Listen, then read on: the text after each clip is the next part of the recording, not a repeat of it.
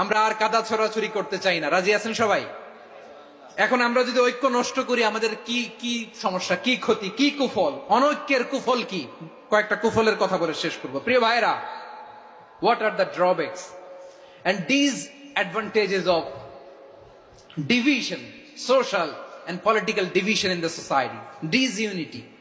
আমরা যদি বিচ্ছিন্ন হই, একে অপরের যদি মারামারি করি, একজন যদি আরেকজনের কাফের ফতোয়া দেয়, আমাদের কি ক্ষতি? শুনবেন? কথা কয় না, শুনবেন? এক নাম্বার ক্ষতি হচ্ছে, আমরা যদি বিচ্ছিন্ন হই, আমাদের শক্তি কমে যাবে, আমাদের পাওয়ার আমরা হারাবো। আমাদের কি হারাবো? পাওয়ার। মনে রাখবেন, যখন আমি একা থাকি তখন আমি ব্যক্তি, যখন আমরা সবাই মিলি তখন আমরা শক্তি। এই শক্তি নিয়ে আমাদের সামনে এগিয়ে যাওয়ার দরকার আছে না নাই? তাহলে আমরা যদি নিজেরা বিরোধে লিপ্ত হই, আমাদের ক্ষমতা, পাওয়ার ছুটে যাবে। আমরা এই পাওয়ার হারাতে চাই না, ঠিক কিনা বলেন?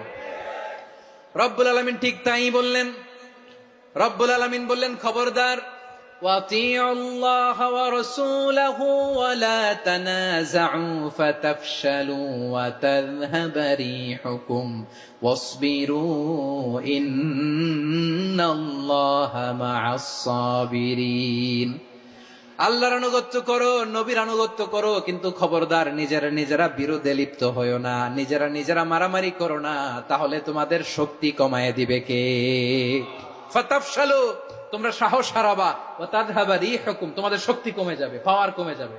তাহলে আমরা যদি নিজেরা মারামারি করি, আমরা নিজেরা যদি বিচ্ছিন্নতায় লিপ্ত হই, আমরা যদি মতানৈক্য করি, তাহলে আমাদের শক্তি কমে যাবে, ঠিক কিনা? আমরা শক্তি কমাবো। আচ্ছা, ছোট্ট একটা বাঁশের কঞ্চি যদি আপনারা দেয়, পায়ের মধ্যে ধাক্কা দিয়ে ভাঙতে পারবেন না? এরকম বাঁশের কঞ্চি যদি 20টা একসাথে জোড়া লাগায় দেয়, ভাঙতে পারবেন? কথা বুঝে নাই মনে হয়।